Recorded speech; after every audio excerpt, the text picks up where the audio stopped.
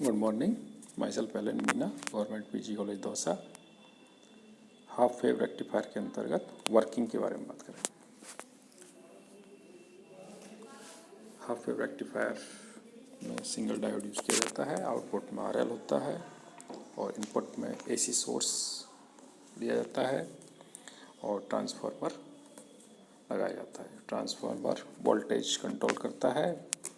Transformer की primary coil होती है, एक सेकेंडरी कॉइल होती है। तो इसका जो इनपुट होता है ट्रांसफार्मर की सेकेंडरी कॉइल पर होता है। म्यूचुअल इंडक्टेंस के कारण इंड्यूस्ड ईएमएफ हो जाता है सेकेंडरी कॉइल पर।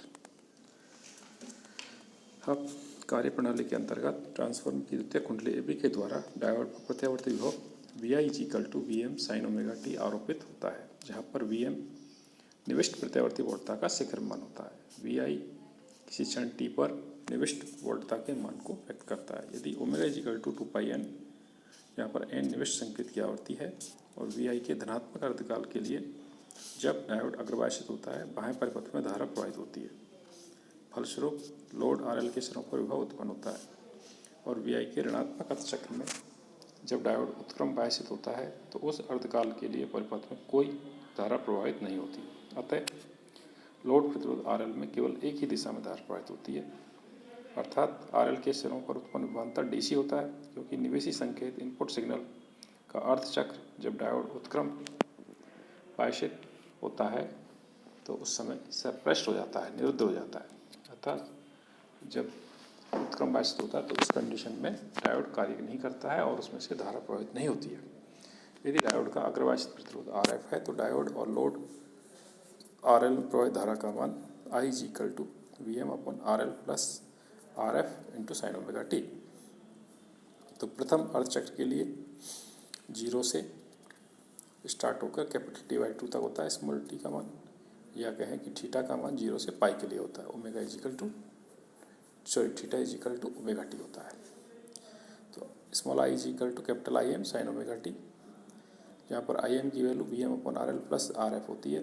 और सेकंड हाफ चक्र के लिए जब T/2 ≤ स्मॉल t ≤ 0, अर्थात थीटा की जो वैल्यू होती है पाई से 2π के बीच में होती है, तो उस कंडीशन में I=0 होता है, क्योंकि उस कंडीशन में जो डायोड होता है वो रिवर्स बायसिंग कंडीशन में होता है। रिवर्स बायसिंग कंडीशन में होता है तो उसमें से वोल्टेज फ्लो नहीं होती है और ना ही करंट फ्लो नहीं होती है, उसके कारण वोल्टेज ड्रॉप भी नहीं होता RL के सिरों पर। निवेशी और स्पष्ट है कि लोड प्रतिरोध RL में अर्धचक्र के लिए ही धारा प्रवाहित होती है, जिसका मान स्थिर नहीं होता है, किंतु एक दिशा ही एक ही रहती है। अतः RL के सिरों पर उत्पन्न विभवांतर अचर होकर पल्सेटिंग होता है।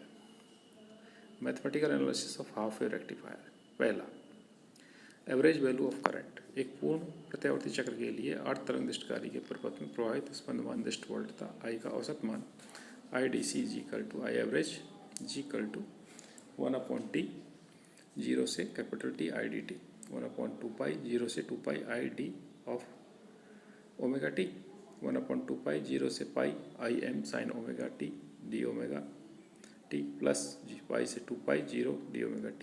यहाँ पर 0 से पाई हाफ अर्ध चक्र के लिए IM की वैल्यू होती है, लेकिन पाई से 2π के बीच I जो होता है वो 0 होता है, इसलिए IM/2π sin ओमेगा t का जो इंटीग्रेशन करेंगे और लिमिट लगाएंगे 0 से pi minus cos omega t = IM/2π cos π minus cos 0, cos π minus cos 0 की वैल्यू होती है 2, तो इस -2 होती है, तो इसकी जो वैल्यू आ जाएगी IM/π = 0.318 IM। सेकंड, लोड विभव का औसत मान। Average value of voltage across the load. Load प्रतिरोध RL के सिरों पर स्पंदमान दिष्ट वोल्टता का औसत मान जो होता है VDC IDC × RL होता है। IDC की वैल्यू रख देंगे IM/π × RL और IM की वैल्यू रख देंगे VM/RL plus RL × π × RL। RL से RL कट जाएगा क्योंकि RL > RF, तो उस समय VDC जो क्या आ जाएगा VM/π।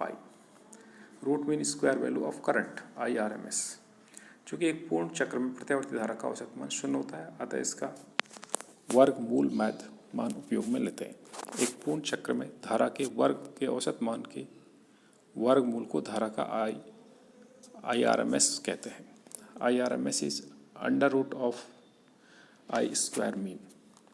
अर्ध तरंग दृष्ट कार्य में प्रवाहित स्पंदमान धारा के वर्ग का वैद्यमान जो होता है IRMS is under root of 1/2 pi 0 से 2 pi I square D omega T. 1/2 pi 0 से pi IM square sine square omega T D of omega T. यहाँ ओमेगा टी जो पाई से 2 पाई के लिए 0 है, तो IM square upon 2 pi pi 0 से pi 1 minus cos 2 omega t upon 2 d omega of t, क्योंकि cos 2 omega t 1 minus sine square omega t होता है, इसलिए ये 1 minus cos 2 omega t upon 2 आएगा। तो IM upon 4 pi omega t minus sine 2 omega t upon 2 omega t. 0 से pi limit लगा दी, 0 से पाई लिमिट लगा दी, अंडर रूट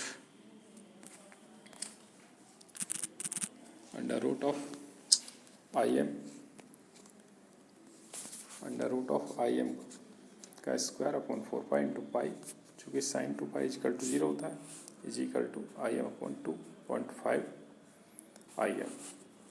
अब root mean square value of voltage across the load. RL के सिरों पर स्पंदमान वर्धता का वर्ग मध्य मूल मान। VRMS is IRMS into RL। IRMS की वैल्यू रखेंगे I upon 2 into RL। IM की वैल्यू रखेंगे VM upon 2 RL plus RF into RL, क्योंकि RL is greater than RF, so RL के सिरों पर जो VRMS आएगा VM/2। Thank you.